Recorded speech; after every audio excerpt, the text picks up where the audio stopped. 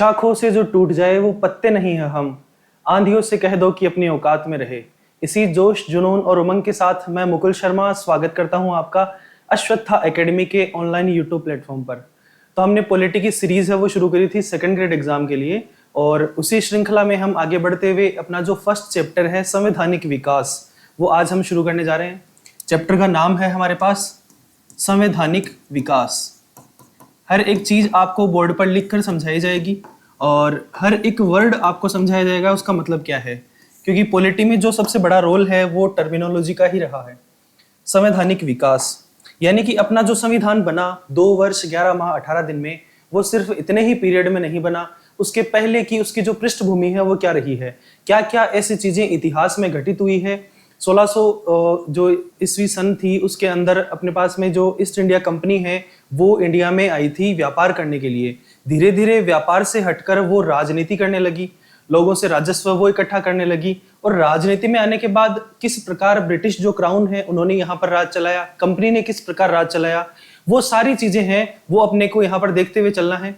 और इस जो चैप्टर है, ये पहले जो चैप्टर था इसके अंदर संवैधानिक विकास लिखा हुआ था, लेकिन 1919 और 1935 मेनली हमें 2 ही जो टॉपिक है वो देखने थे। लेकिन अब जो सिलेबस चेंज हुआ है उसके अंदर अपने को संवैधानिक विकास शुरू से लेकर एंड तक अच्छे से करते हुए चलना है, हर एक पॉइंट उसका हमें समझना है। पहले कुछ एक्ट थे जिनको हम सीरियस नहीं लेते थे, लेकिन अभी हमें सारे जो एक्ट है वो अच्छे से करते हुए चलना है। ये जो चैप्टर है ये शुरू करने के पहले मैं आपको बता दूं कि जो ईस्ट इंडिया कंपनी 1600 में इंडिया में आई थी, उसके बाद जो यहाँ पर संवैधानिक विकास हुआ, उस विकास को हम 2 चरणों में बांट सकते हैं। कंपनी ने यहाँ पर शासन चलाया और क्राउन के थ्रू यहाँ पर शासन चला। यानी कि मैं आपको एक छोटी सी टाइमलाइन बनाकर इस चीज को समझाने की कोशिश करता हूं। अपना जो संविधान बना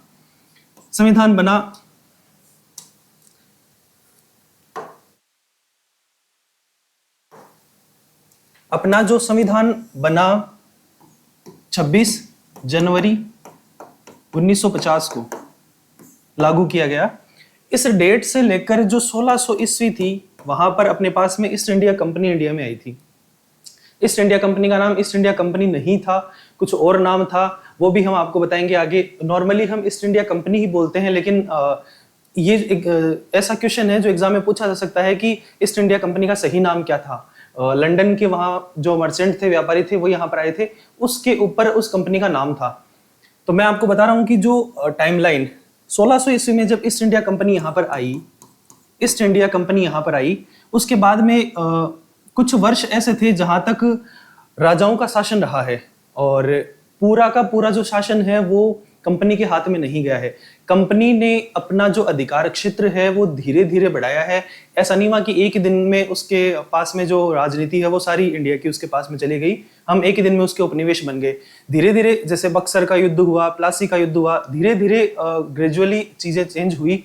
उसके बाद में कंपनी के पास में जो पूर्ण रूप से सत्ता है वो चली गई अपनी। जो ये युद्ध हुए 1764 और 1765 में, बक्सर का युद्ध है, प्लासी का युद्ध है, यहां तक किस प्रकार चीजें चली। उसके बाद में 1858 की क्रांति हुई, 1858 की क्रांति हुई, तब किस प्रकार चीजें चली।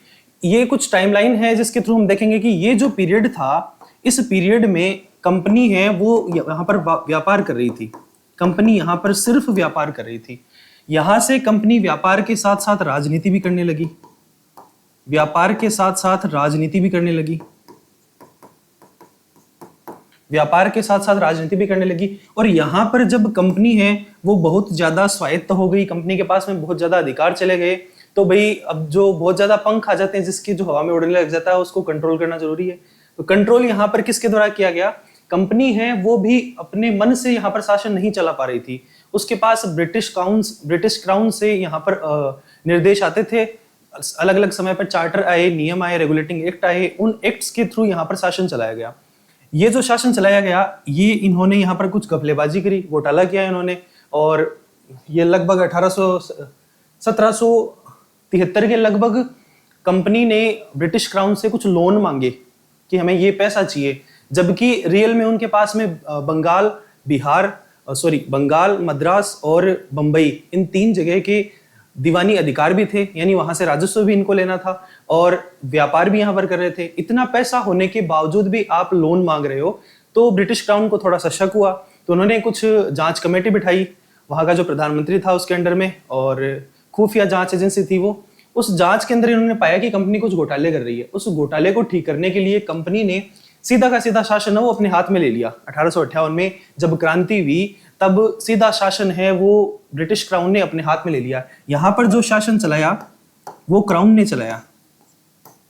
ब्रिटेन में ऐसा है कि शासन वहां पर चलाया जाता है तो क्राउन के नाम से चलाया जाता है। वहां का जो राजा है उस राजा के ताज यानी कि उसका जो मुकुट है उसके अंडर में चलाया जाता है। आज भी वहां पर हर चीज है, विधायिका है, कार्यपालिका है, न्यायपालिका है, लेकिन जो राज है वो ब्रिटिश क्राउन के अंडर में चलाया जाता है। जो चीज लिखी जाती है वो क्राउन के अंडर में लिखी जाती है कि ऐसा ऐसा किया गया। तो ये हमें टाइमलाइन है वो हमने समझी कि किस प्रकार 1600 में ईस्ट इंडिया कंपनी यहाँ पर आई, अंग्रेजों ने राज किया, पहले व्यापार किया, व्यापार के बाद राजनीति शुरू की, फिर कैसे कैसे वो चीजें चेंज हुई। तो एक बार ये टाइमलाइन है, ये आप रफली उतार लीजिए कॉपी में। नेक्स्ट स्लाइड में अपन इसके आगे का कंटिन्यू करते हैं।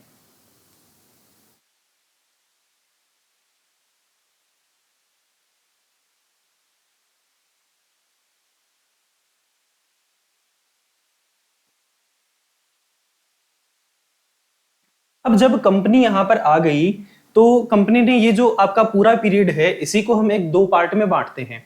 सबसे पहला पार्ट ये कि यहाँ पर कंपनी के आने से हुआ क्या। लोगों के अंदर अगर हम किसी के गुलाम बन गए तो हमारे अंदर कुछ चेंजेस आते हैं, तो हमारे अंदर संवैधानिक मूल्यों का विकास होता है, हमारे कुछ सिद्धांत उनका विकास होता है कि हमें स्वतंत्रता चाहिए, हमें न्याय चाहिए। ये चीजें पहले थी नहीं क्योंकि पहले सब स्वतंत्र थे, लेकिन अब हम ब्रिटेन के उपनिवेश हो गए तो हमारे अंदर दो चेंजेस आ रहे हैं। दो चेंजेस कौन कौन से आ रहे हैं? तो सबसे पहला जो चेंजेस है वो हम देख रहे हैं संवैधानिक मूल्यों का विकास। भारतीयों में संवैधानिक मूल्यों का विकास।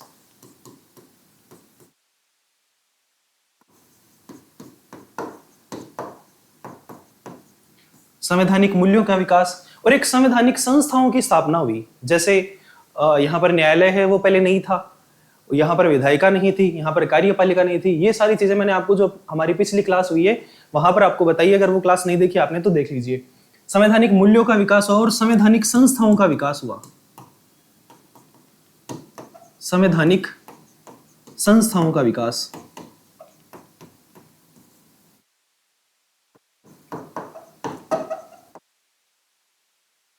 संवैधानिक मूल्यों का विकास हुआ है और संवैधानिक संस्थाओं का विकास हुआ है।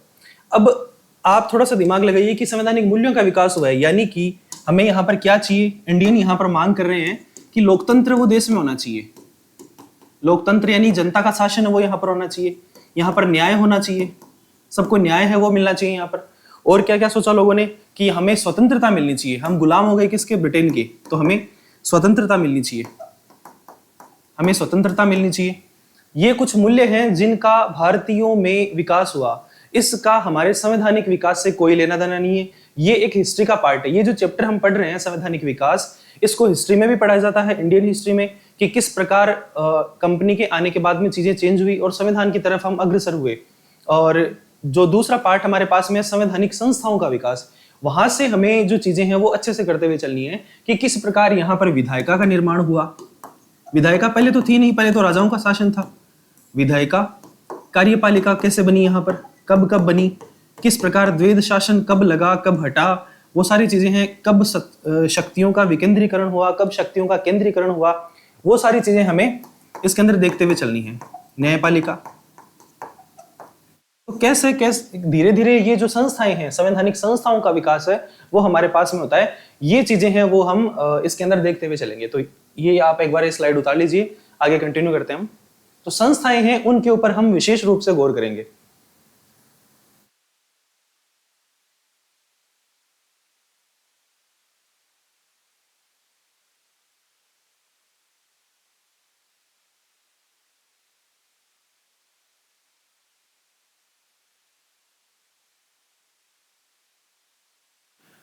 अब मैं आपको एक चार्ट के थ्रू ये समझाता हूं कि कंपनी और ताज, यानी कि पहले तो कंपनी ने शासन किया 1600 से लेकर 1858 की जब क्रांति हुई तब जो कंपनी है वो बौखला गई, उसके अंडर से सारी चीजें वो हटने लगी, लोगों में आक्रोश देखने को मिला, लोगों ने विरोध करना शुरू किया कंपनी का। उसके बाद किस प्रकार चेंजेस हुए, यानी कि ताज ने कैसे डायरेक्ट वहां से शासन चलाया, तो हम इन चीज को दो जो पार्ट है उसके अंदर डिवाइड करते हैं। सबसे पहला है कंपनी का शासन। सबसे पहला हम देखते हैं कंपनी का शासन, और दूसरी चीज हम देखते हैं ताज का शासन। ताज का शासन यानी क्राउन ने डायरेक्ट जो शासन चलाया वो। ये दो पार्ट है, इसको हम डिवाइड करते हैं। अब जो कंपनी का शासन है और ताज का शासन है, इस कंपनी के शासन को भी हम दो पार्ट में डिवाइड कर सकते हैं। मैंने अभी आपको एक छोटी सी चीज बताई कि कंपनी है उसने पहले यहां पर सिर्फ व्यापार किया, और धीरे धीरे जो चेंजेस हुए उसके बाद व्यापार के बाद कंपनी राजनीति के अंदर घुसी, यानी कि व्यापार करते हुए वहां पे कुछ कमियां दिखी उन्हें कि हाँ हम यहाँ पर राज कर सकते हैं, हम लोगों से राजस्व ले सकते हैं। धीरे धीरे उन्होंने एक एक जगह कवर करी, फूट डालो राज करो की उनकी नीति थी। कैसे उन्होंने धीरे धीरे वो चीजें चेंज करी, वो अपने को नहीं देखनी है, वो चीजें अपन हिस्ट्री में देखते हैं। इंडियन हिस्ट्री का जो पार्ट है सेम टू सेम यही चैप्टर वहां पर है। वहां पर हम लोकतंत्र, न्याय, स्वतंत्रता, ऐसे जो मूल्य हैं कुछ, उनका विकास जनता में कैसे हुआ, वो सारी चीजें हम वहां पर देखते हैं। अब मैं आपको ये बता रहा हूं कि यहाँ पर भी हम इस चीज को दो पार्ट में डिवाइड कर सकते हैं।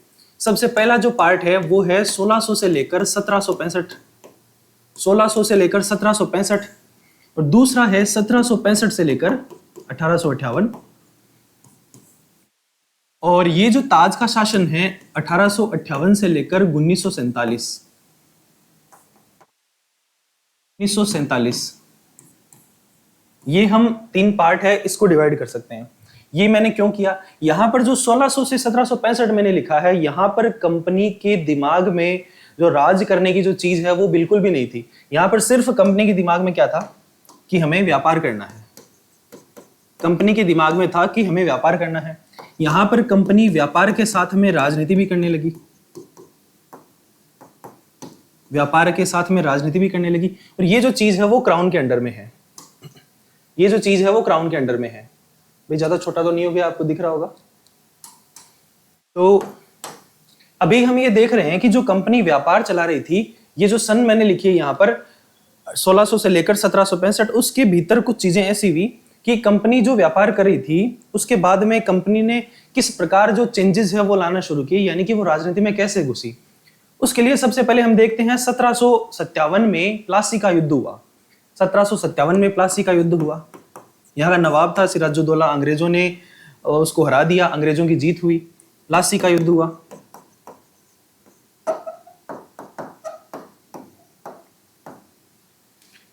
सत्रह सौ चौसठ में हमारे पास में बक्सर का युद्ध हुआ, बक्सर का युद्ध हुआ। अब ये युद्ध क्यों पढ़ रहे हैं हम संवैधानिक विकास में, वो भी मैं आपको बताऊंगा। और 1765 में हमारे पास इलाहाबाद की संधि हुई, इलाहाबाद की संधि। ये जो प्लासी का युद्ध हुआ इसके अंदर अंग्रेजों की जीत हुई, प्लासी के युद्ध में अंग्रेजों की जीत हुई, अंग्रेज जीते, यहां भी अंग्रेज जीते। और ये जो इलाहाबाद की संधि हुई, इस इलाहाबाद की संधि को रॉबर्ट क्लाइव है उन्होंने इसको अंजाम दिया। बंगाल, बिहार और उड़ीसा की जो दीवानी है वो कंपनी को मिल गई यहाँ पर। अब आप देख रहे हो 1600 में यहाँ पर कंपनी आई, कंपनी ने सिर्फ व्यापार कर रही थी, उसके बाद में यहाँ पर राज करना शुरू किया। उन्होंने कुछ लूप होल्स देखे यहाँ पर। जो प्लासी का युद्ध हुआ 1757 में, उन्होंने अंग्रेजों ने यहाँ के नवाब के खिलाफ यहाँ पर युद्ध लड़ा है और उस युद्ध को जीता है। अब ये बताइए राजा का क्या काम था, राजा का काम था वहां पर राजस्व लेना और लोगों की रक्षा करना। ये मैंने आपको पहली क्लास में बताया था। लोगों से जो उनके पास में जो चीज है, धन दे सकते हैं, वो अपना समय दे सकते हैं, वो अपना बाहुबल दे सकते हैं, वो राजा को वो देते हैं और राजा उनको बदले में सुरक्षा की गारंटी देता है। और यहाँ पर जो अंग्रेज है उन्होंने वही चीज लेने की कोशिश करी। अंग्रेजों ने क्या कहा कि आप हमें राजस्व दीजिए, आप हमें पैसा दीजिए, जो लगान होता है वो दीजिए हमें, और हम बदले में आपको जो राजा जो चीज दे रहा था वही हम आपको दे रहे हैं। भाई सीधा सीधा राज उनके हाथ में आ रहा है। तो सबसे पहला जो यहाँ पर टर्निंग पॉइंट रहा हमारे पास में, प्लासी का युद्ध रहा। अंग्रेजों की सबसे पहली बार जीत हुई किसी युद्ध के अंदर। बक्सर का युद्ध हुआ 1764 में, अंग्रेजों की जीत हुई। और इलाहाबाद की संधि करी रॉबर्ट क्लाइव ने। किसने करी? रॉबर्ट क्लाइव ने।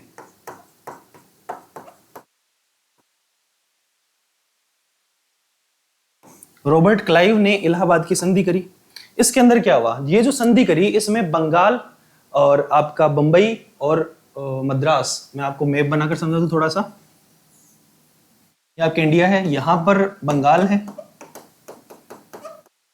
यहाँ पर बंबई है, और यहाँ पर आपका मद्रास है, जिसको चेन्नई बोलते हैं आज हम, मद्रास। ये जो तीन जगह है, ये अंग्रेजों का मेन जो उनका फोकस था, जहां पे ये फ्रंट फुट पे खेल रहे थे, वो ये तीन जगह थी। और बंगाल आपका और आपके बंबई और मद्रास, इन तीनों जगह की जो दीवानी जो अधिकार है वो कंपनी के पास में चले गए। यहाँ पर इसमें क्या चेंजेस हुआ, बंगाल, अब दीवानी क्या होता है वो भी हम देखेंगे। बंगाल, बंबई और मद्रास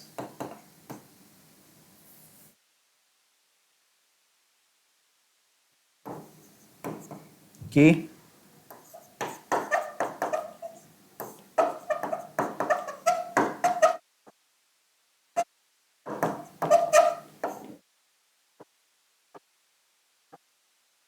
कंपनी के पास चले गए। तो ये जो तीन जगह थी, यहाँ के राजाओं को अंग्रेजों ने हरा दिया, तो जो चीज राजाओं के पास में थी वो अंग्रेजों के पास में आ गई। यानी कि बंगाल, बंबई और मद्रास, तीनों जगह आपको नाम याद रखना है। इन तीनों का जो दीवानी अधिकार है वो कंपनी के पास में चले गए। ये कुछ चेंजेस है वो हमारे पास में हुए। इसके बाद में जो चीज हम देखेंगे, जो 1765 और 1858 इसके बीच में कंपनी ने शासन चलाया यहाँ पर, क्योंकि कंपनी के अंडर में सारी चीजें यहाँ पर आ गई। उस समय पर कंपनी ने डायरेक्ट शासन नहीं चलाया, ब्रिटिश क्राउन ने फिर भी कंपनी को कुछ निर्देश देते रहे समय समय पर। 15 साल, 20 साल, 30 साल से कुछ वहां से चार्टर आए, एक्ट आए, वहां पर चार्टर एक्ट आए, तो उनके द्वारा यहाँ पर शासन चलाया गया। वो कौन कौन से एक्ट थे वो हमें सारे पढ़ने हैं एक एक।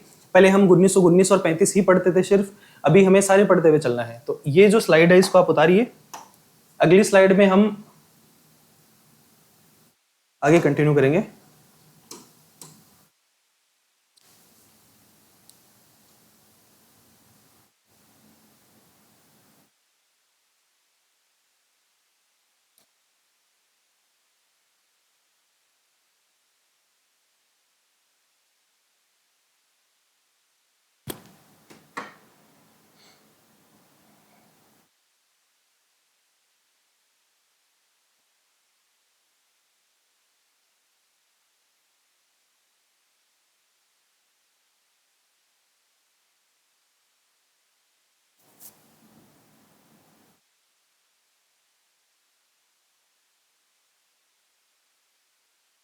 तो आगे कंटिन्यू करते हैं। मैं आपको एक चीज बता रहा था कि जो यहाँ पर ईस्ट इंडिया कंपनी आई थी, उसका नाम ईस्ट इंडिया कंपनी नहीं था। उस कंपनी का नाम क्या था वो अभी मैं आपको लिखकर बताऊंगा।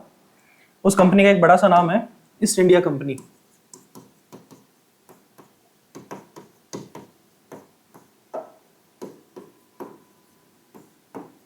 ईस्ट इंडिया कंपनी, तो ईस्ट इंडिया कंपनी का नाम हमारे पास में है the governor and merchants of London.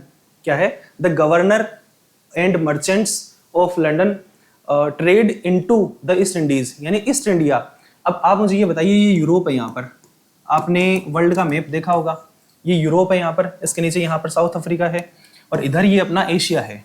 तो ईस्ट इंडीज, यानी पहले इंडीज बोलते थे, मतलब ईस्ट में जो वेस्ट इंडीज जो है, यहाँ के जो इधर के लोग हैं, यानी पूर्व में जो रहते हैं यूरोप के, उनको वेस्ट इंडीज बोलते थे। तो वेस्ट इंडीज जो है, वहां पर व्यापार करने के लिए लंदन के व्यापारियों की एक कंपनी बनी थी। उस कंपनी का नाम है, ये जो नाम हम पढ़ते हैं ईस्ट इंडिया कंपनी, ये रियल में इस कंपनी का नाम नहीं है।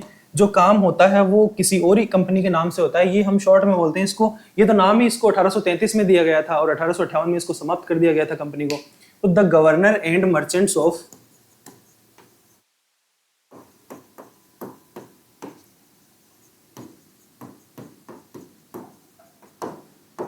Merchants of London trade into the east Indies.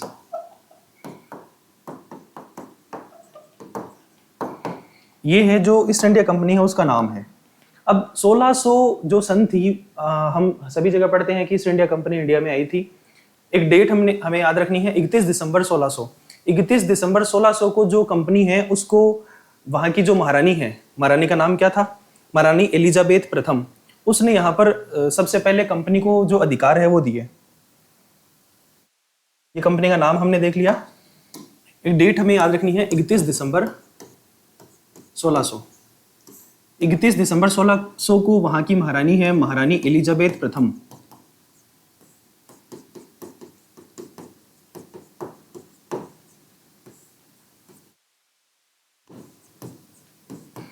महारानी एलिजाबेथ प्रथम, इस महारानी ने कंपनी को 15 वर्षों के लिए व्यापार करने का जो अधिकार है वो दे दिया। सबसे पहले चार्टर आया एक, इस चार्टर के थ्रू इस कंपनी ने, इस महारानी ने एक चार्टर है वो भेजा यहाँ पर। चार्टर के थ्रू जो कंपनी है आपकी ईस्ट इंडिया कंपनी, मैं शॉर्ट में आपको ईस्ट इंडिया कंपनी बोलूंगा, पूरा नाम है वो अपने से यहाँ पर नहीं बोला जाएगा। ईस्ट इंडिया कंपनी बोलते हैं, अपने को समझ आना है किसकी बात हो रही है। ईस्ट इंडिया कंपनी है, उसके लिए चार्टर भेजा 1600 में, और 15 वर्षों के लिए कंपनी को एकाधिकार दे दिया। इसका क्या मतलब हुआ? इस चार्टर के थ्रू 15 वर्षों के लिए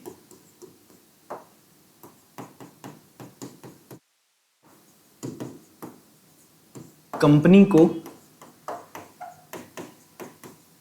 व्यापार का एकाधिकार,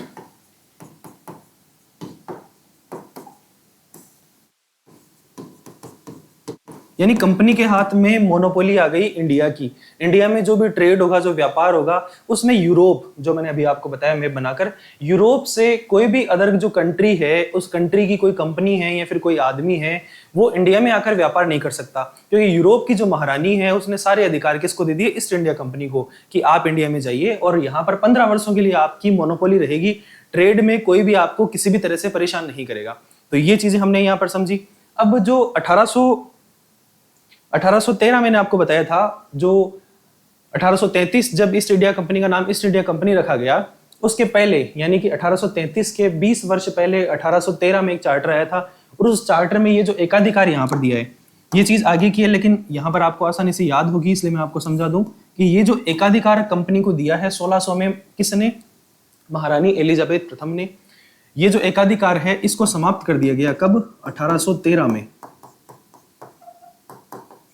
1813 में एकाधिकार है वो समाप्त कर दिया गया, यानी कि अब ब्रिटेन के किसी भी देश के किसी भी कंपनी या फिर कोई व्यक्ति है, वो इंडिया में आकर अपना व्यापार है वो कर सकता है।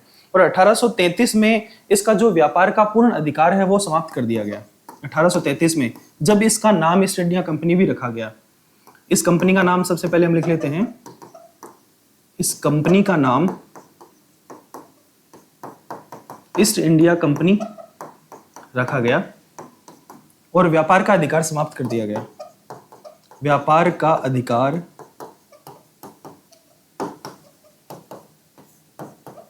समाप्त कर दिया गया। उसके बाद 1858 में कंपनी को ही समाप्त कर दिया गया, कंप्लीटली कंपनी को समाप्त कर दिया गया।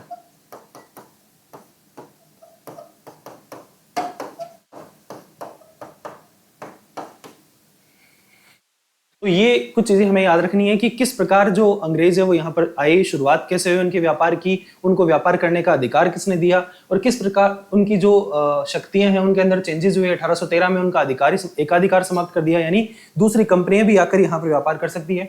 1833 में कंपनी का नाम है वो ईस्ट इंडिया कंपनी रखा, और व्यापार का अधिकार इनका समाप्त कर दिया गया। 1858 में कंपनी को ही समाप्त कर दिया गया। तो ये चीजें यहाँ आप उतारिए। इसके आगे हम एक और चार्टर एक्ट आया 1726 का, उसके अंदर क्या क्या चेंजेस हुए मैंने भी आपको बताया। बंगाल, बंबई और मद्रास, इन तीनों का जो अधिकार है वो कंपनी के पास में चला गया था। वो जो चीजें हैं वो अगला जो चार्टर है 1726 का, उसके अंदर आया था। तो आप इसको उतारिए, आगे कंटिन्यू करते हैं फिर।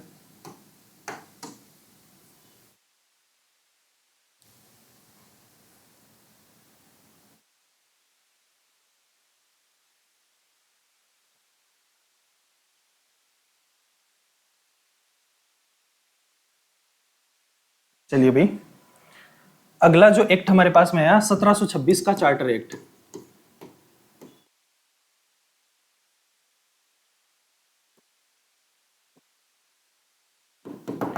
सबसे पहले मैं आपको बता दूं चार्टर का मतलब क्या होता है। चार्टर जो शब्द है इसका मतलब है अधिकार पत्र।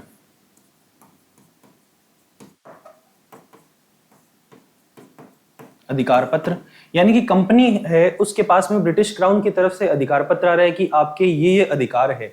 ये जो अधिकार है ये कंपनी को किसने दिए? ब्रिटिश क्राउन ने दिए। इसलिए इसको नाम क्या दिया गया? चार्टर एक्ट यहाँ पर नाम दिया गया इसको। इसके अंदर हुआ क्या? 1726 का जो चार्टर एक्ट है इसके अंदर प्रावधान क्या क्या थे? ये जो हम एक्ट पढ़ रहे हैं इन एक्ट में मुख्य रूप से कौन सा एक्ट कब आया ये हमें याद रखना है। किस एक्ट में क्या क्या प्रावधान रखे गए और क्या क्या परिवर्तन किए गए, शक्तियों का विकेंद्रीकरण किया गया या केंद्रीकरण किया गया, किस प्रकार जो चीजें हैं वो चेंजेस होती गई समय समय पर। यहाँ पर देश काल और परिस्थिति के हिसाब से वो चीजें हैं वो मेनली हमारे एग्जाम में पूछी जाती है कि चेंजेस किस किस प्रकार से हुए, प्रावधान क्या थे इन चार्टर्स के। 1726 का जो चार्टर एक्ट है इसके अंदर क्या प्रावधान किए गए? इसके अंदर प्रावधान किया गया कि जो बंगाल, बंबई और आपका मद्रास, 3 जगह मेन है यहां पर भी चल रही है, बंगाल, बंबई और मद्रास, यहाँ की जो गवर्नर है वो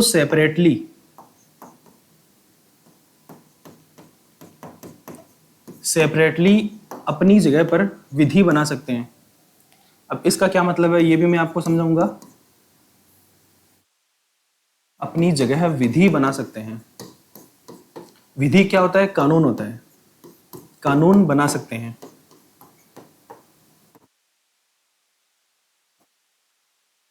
कानून बना सकते हैं बंगाल, बंबई और मद्रास के गवर्नर। अब पहले क्या था? बंगाल, बंबई और जो आपका मद्रास है इन तीनों का एक ही गवर्नर होता था। गवर्नर यानी कि मैं आपको नॉर्मल भाषा में समझाऊं तो वहां पर एक बॉडी बनी हुई थी जिसका नाम था निदेशक मंडल। एक बॉडी बनी हुई थी जिसका नाम था निदेशक मंडल। इसका नाम है निदेशक मंडल। और ये चीजें कब की है? ये चीजें हैं इस स्लाइड में अपन देखते हैं। जब ये बात चल रही हमारे पास में 1600 से लेकर जो 1813 ये जो एक्ट आ रहे हैं, 1726 का जो मैंने आपको अगला एक्ट बताया, 1726 का जो एक्ट आया वहां से लेकर 1600, 1600 से 1726 के बीच में यहाँ पर जो शासन चलाया गया वो निदेशक मंडल के अंडर में चलाया गया।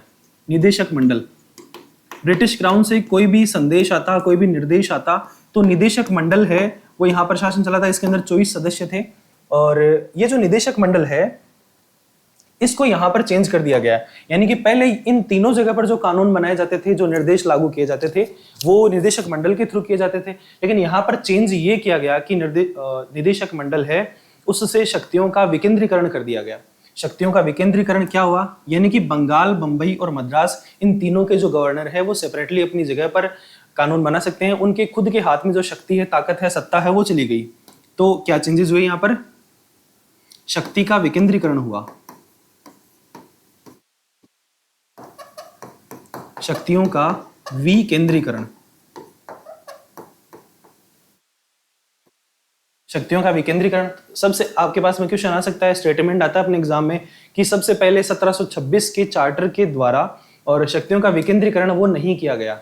ऐसा स्टेटमेंट आ जाए तो वो गलत होगा क्योंकि 1726 का जो चार्टर है उसके द्वारा ही शक्तियों का विकेंद्रीकरण किया गया। विकेंद्रीकरण यानी कि पहले जो एक सत्ता थी, निदेशक मंडल था, उसके हाथ में सारी चीजें थी, उनको बंगाल, बंबई और जो आपका मद्रास है उनके गवर्नर को अलग अलग सेपरेटली उनको शक्ति दे दी गई कि आप अपने यहाँ पर कानून बना सकते हैं। ये चेंजेस हुए 1726 के चार्टर एक्ट में।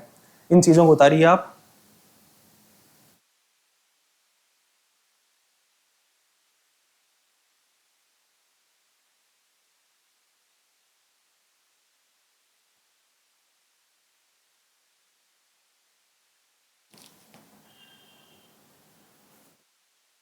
अब ये जो मैंने आपको कुछ चार्टर या एक्ट बताए हैं वो मैंने आपको बताए हैं 1600 से लेकर 1773, यानी कि जो सबसे मेन सबसे पहला एक्ट अपने पास में आएगा उस एक्ट के पहले तक की मैंने कुछ चीजें बता दी आपको। 1600 में किस प्रकार कंपनी यहाँ पर आई, 1726 में किस प्रकार शक्तियों का विकेंद्रीकरण हुआ।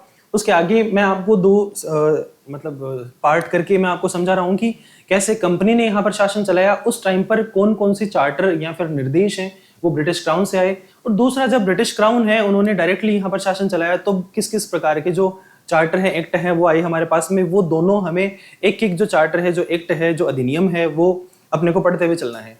तो अगली स्लाइड में अपन देखते हैं कंपनी के द्वारा शासन चलाया गया। सबसे पहला तो कंपनी का शासन, दूसरा हमारे पास में है ताज का शासन यानी क्राउन का शासन, ये जो कंपनी का शासन हमारे पास में चला, इसमें कुछ एक्ट आए, सबसे पहला जो एक्ट हमारे पास में आया, रेगुलेटिंग एक्ट। ये एक्ट क्यों आया, मैं आपको एक एक एक्ट के अंदर उस टाइम पर क्या क्या परिस्थितियां रही है, क्या क्या चेंजेस उनमें हुए हैं, क्या क्या प्रावधान हुए हैं, बहुत अच्छी तरीके से आपको स्लाइड बनाकर अच्छे से समझाया जाएगा, चार्ट बनाकर। तो उसको शुरू करने के पहले मैं आपको बताऊं कि जो रेगुलेटिंग एक्ट आया वो क्यों आया। सबसे पहले यहाँ पर हमने देखा 1600 में ईस्ट इंडिया कंपनी आई थी, 1726 में एक और चार्टर आ गया था और सब कुछ अच्छा सा चल रहा था, लेकिन 1773 में ये एक्ट लाने की क्यों जरूरत पड़ी, रेगुलेटिंग एक्ट। रेगुलेटिंग क्या होता है, यानी रेगुलेट किया गया कंपनी को। सबसे पहला जो एक्ट आया, रेगुलेटिंग एक्ट।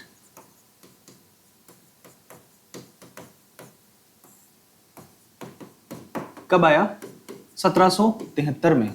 क्यों आया, क्योंकि जो ईस्ट इंडिया कंपनी है उन्होंने जो यहाँ पर भ्रष्टाचार है वो करना शुरू कर दिया लोगों से। अब जैसे आपने देखा होगी कई स्कूल होते हैं, उन स्कूल में जो बच्चे होते हैं उनके पेरेंट्स है वो जैसे बाहर रहते हैं, अरब कंट्रीज में रहते हैं, तो वहां से वो इलायची लेके आते हैं, काली मिर्च लेके आते हैं, कुछ मसाले लेके आते हैं, कुछ परफ्यूम्स लेके आते हैं और वो अपने टीचर को वहां पर गिफ्ट दे देते हैं। अब वैसे तो ये लेना गलत है, लेकिन वो प्रेम से दे रहे हैं तो वो उन चीजों को ले लेते हैं। यहाँ पर क्या हुआ कि अंग्रेज है उन्होंने भी ऐसा ही काम करना शुरू किया। जैसे इंडियंस है तो इंडियंस भोले वाले होते हैं, उनको किसी भी तरह से बहला लेते और उनसे गिफ्ट ले लेते, गिफ्ट का नाम दे देते, अगर गिफ्ट नहीं लेते तो मारपीट के ले लेते और उसको गिफ्ट का नाम ले देते। यहाँ पे अब जैसे होता क्या था कि जैसे यूरोप है, यूरोप के अंग्रेज यहाँ पर इंडिया में आ रहे हैं कुछ, जिनको कंपनी के रूप में यहाँ पर भेजा हुआ शासन करने के लिए इंडिया में। यूरोप में भी कुछ अंग्रेज रह रहे हैं और यूरोप में जो अंग्रेज रह रहे हैं, अब मान लीजिए कि अपने परिवार का एक आदमी है वो दूसरी जगह पर जाकर काम कर रहा है और वहां से बहुत सारे पैसे लेकर जा रहा है, वो जब भी छुट्टियों में जा रहा है तो उनको शक होता है कि यार ऐसा क्या हो गया कि इनके पास में इतने सारे पैसे आ रहे हैं, नॉर्मल कंपनी व्यापारी तो कर रही है, पहले तो इतना नहीं था, इतना बड़ा चेंजेस कैसे आ गया। तब वो उन चीजों को जब नोटिस किया गया तो पता चला कि ये जो कंपनी है वो यहाँ पर भ्रष्टाचार कर रही है, कुछ घोटाले कर रही है। हुआ ये कि दीवानी अधिकार है वो कंपनी ने अपने पास में ले लिए। दो तरह के, हाँ सॉरी मैंने आपको पहले नहीं बताया, एक तो होती है दीवानी और एक होता है निजामत। निजामत या फिर आप इसको बोल सकते हो आपराधिक, ये कोर्ट की लैंग्वेज है। जो राज चलाया जाता है उसमें कुछ दीवानी मामले होते हैं और कुछ आपराधिक या फिर निजामत मामले होते हैं। दीवानी मामले वो होते हैं राजस्व से रिलेटेड, पैसे से रिलेटेड, कि भी धोखाधड़ी कर दी, मेरे पैसे खा गया, ऐसे कुछ केस आते हैं कोर्ट में। और कुछ ऐसे आते हैं कि एक्सीडेंट हो गया या फिर मार दिया, मर्डर कर दिया, ऐसे कुछ तलाक वाले दीवानी में आते हैं, एक्सीडेंट मर्डर वाले इधर आते हैं। तो ये कुछ दो पार्ट है, इनके अंदर डिवाइड करते हैं हम हर मामलों को। तो राज जो चलाया जाता है वो दो तरीके से चलाया जाता है, दीवानी। कंपनी ने क्या किया, कंपनी ने सिर्फ दीवानी अधिकार लिए और वहां के नवाब को बोला कि ये जो काम है, आपराधिक जो काम है वो आप देखें, यानी कि यहाँ पर न्याय देना है लोगों को, और ये जो नॉर्मल काम है, दो जनों में लड़ाई हो गई तो छुड़ाना है उनको, तो वो सारा काम है वो नवाब को दे दिया। यानी कि फिर से बहला दिया उन्होंने इंडियंस को। कंपनी है उन्होंने सिर्फ पैसे वाला काम वो ले लिया कि हम आपसे लगान लेंगे और यहाँ पर जो शासन है वो हम चलाएंगे। दीवानी और निजामत में मैंने आपको अंतर बता दिया। तो कंपनी ने यहाँ पर, कंपनी के पंख आ गए थे, कंपनी उड़ने लग गई थी, उसको रेगुलेट करने के लिए यहाँ पर रेगुलेटिंग एक्ट आया 1773 का। उसके बाद में इसके अंदर कुछ कमियां रह गई थी, उसको सुधारने के लिए अमेंडमेंट एक्ट आया था 1781 में। दूसरा है अमेंडमेंट। अमेंडमेंट होता है संशोधन। अमेंडमेंट एक्ट आया था 1781 में। तो अमेंडमेंट एक्ट आ गया 1781 में। उसके बाद पिट्स इंडिया एक्ट आया था 1784 में। Pitt's India act 1784।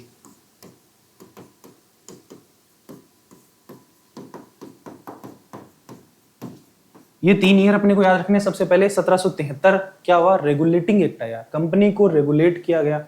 दूसरा आया अमेंडमेंट एक्ट, जो ये एक्ट आया था ऊपर रेगुलेटिंग एक्ट, उसके अंदर कुछ कमियां रह गई थी, कुछ संशोधन करने थे, उन संशोधन को करके अगला एक्ट है वो पारित किया गया, अमेंडमेंट एक्ट। तीसरा जो एक्ट अपने पास में है पिट्स इंडिया एक्ट 1784 का। इसके बाद में कुछ एक्ट आई हैं अपने पास में जिनका एक ही नाम रहा है, चार्टर अधिनियम, और वो हर 20 वर्ष के अंतराल पर आए हैं। सबसे पहला वो आया 1793 में, चार्टर एक्ट 1793।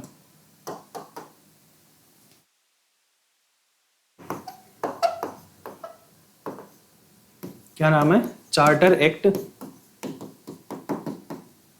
1793। अब चार्टर एक्ट, इन चारों का नाम यही है, लेकिन इनका ईयर अलग अलग है। 20 वर्ष बाद कब होगा, 1813। 20 वर्ष बाद कब होगा, 1833। जब कंपनी का नाम चेंज किया गया और क्या किया गया था, ये आप बताइए मुझे। और 1853, इसके बाद में कुछ चेंजेस हुए तो वो अपने पास में ताज के शासन के अंडर में आ जाएंगे। यानी कि कंपनी जो शासन चला रही थी उस समय पर ये अपने पास में जो एक्ट हैं वो अपने पास में आए। तो जो अभी आज की क्लास है वो इतना ही करते हैं, छोटी क्लास है वो सही रहती है, वैसे बोर हो जाओगे आप ज्यादा बड़ी क्लास में। तो अगली क्लास में अपन क्या देखेंगे कि जो रेगुलेटिंग एक्ट आया 1773 का, उससे लेकर जो चार्टर एक्ट आया 1853 का, इन सारे एक्ट्स को अपन एक क्लास के अंदर देख लेंगे। और उसके जो अगली क्लास होगी अपनी, उसके अंदर से अपन ताज का जो शासन है उसको हम स्टार्ट करेंगे। तो आज की क्लास में अपन इतना ही करते हैं, बाकी नेक्स्ट क्लास में मिलते हैं। धन्यवाद।